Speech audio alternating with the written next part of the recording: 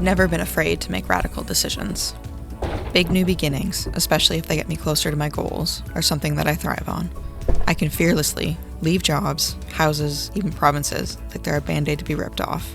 But as the big things get sorted and fulfillment still eludes me, I realize more and more that it's the small, intentional changes that need to be tackled, the slow, difficult new beginnings that I think, until now, I've lacked the maturity and calm to take on.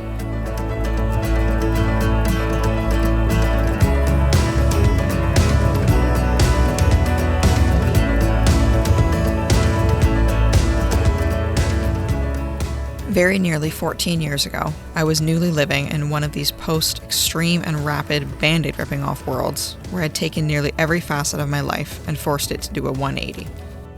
Among so many other things, I'd moved out of the illegal basement apartment I couldn't afford into a century home in downtown Barrie that I really couldn't afford, with a roommate from the internet I didn't know that I ended up marrying. Funny how these things go, but that's a whole other story.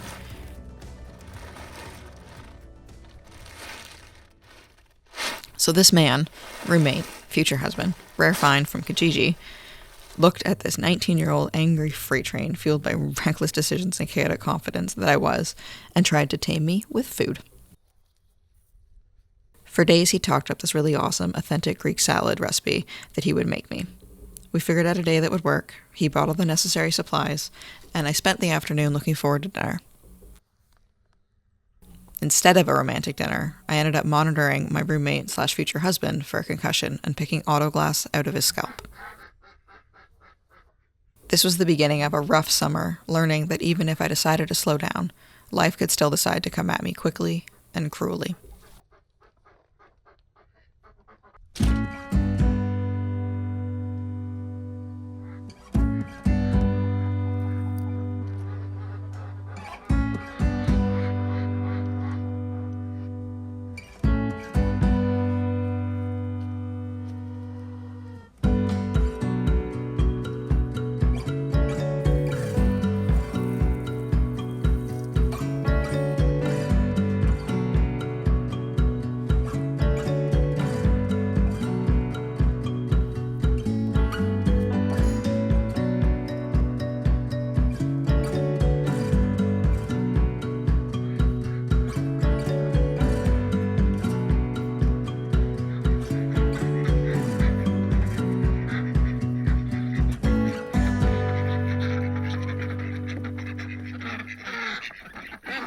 Now the big changes I'm pursuing are more this speed, moving the birds from their winter setup to their summer setup. Considering how much healing I need to do this soon postpartum, it would likely be easier to follow through with some huge life-changing plan than this. The birth of our second daughter didn't go as smoothly as anyone would have hoped. There's considerable physical and mental recovery I still need to do.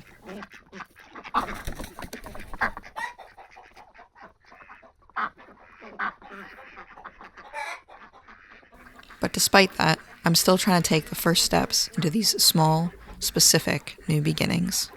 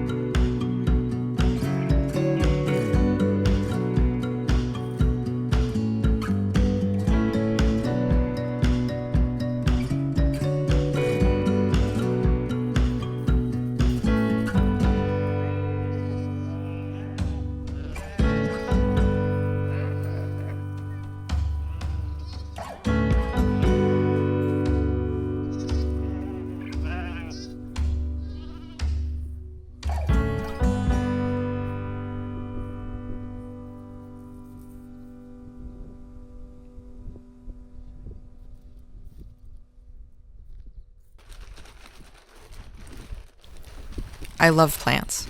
I love gardening. We have a little left. I'm absolutely garbage at it, but I hope it's because I've never been able to slow down long enough to remember to care for them. And that's what I'm trying to change here. I want gardening to actually be part of my life, more so than just falling asleep to Gardener's World. I'm not jumping in too quick, but I'm trying to make a conscious effort every day to include it. We'll see if these survive. Caring for them quiets my mind, which I really need after Margaret's birth.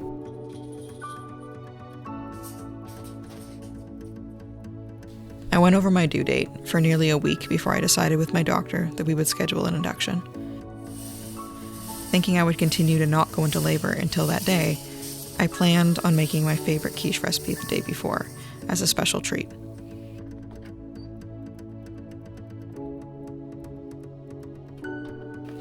We went out as a family, our last outing as 3, to get all of our ingredients. My water broke early the next morning. I tried to start making the quiche at 7 a.m. I was so determined. Jack dragged me to the hospital instead.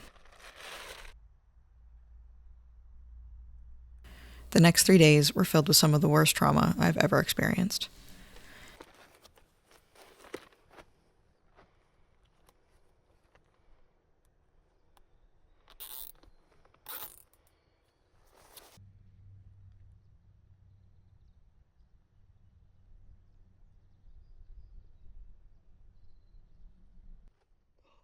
At some point during the ordeal, while wondering if both the baby and I would make it out alive, I thought about the quiche.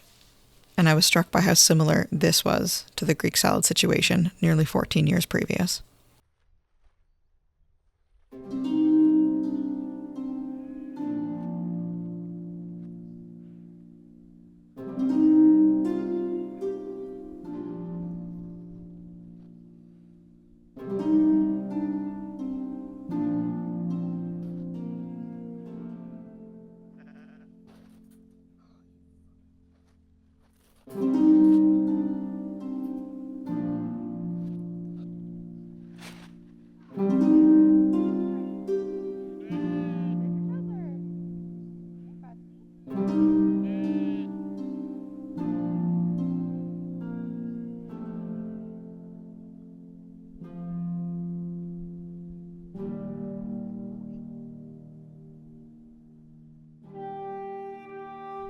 Little Miss Margaret is here now, healthy and happy, thank God.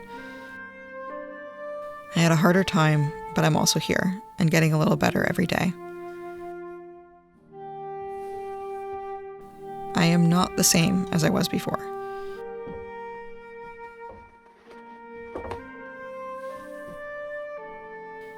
Making these intentional changes in my life to slow down and enjoy the small moments, doing what speaks to my soul, is of the utmost importance.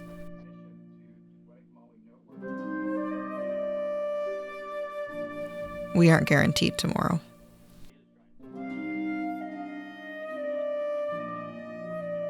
Since coming home from the hospital, I've spent a lot of time contemplating what changes I need to make to ensure I can be at peace with each day, as it's given.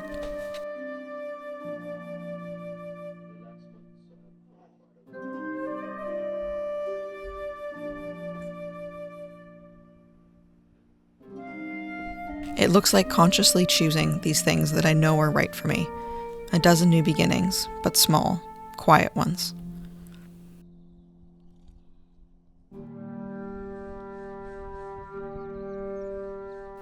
Who would have thought that these tiny redirections would be so much harder for me than massive, earth-shaking life changes?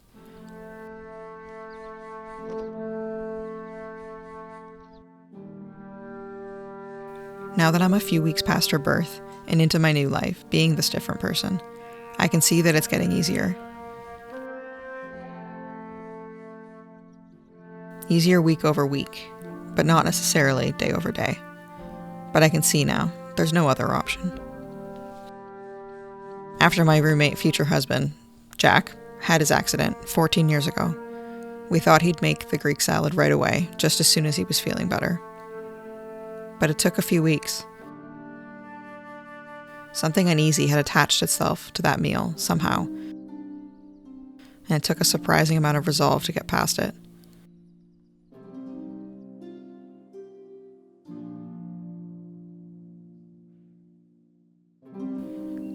A month later, I still haven't made the quiche.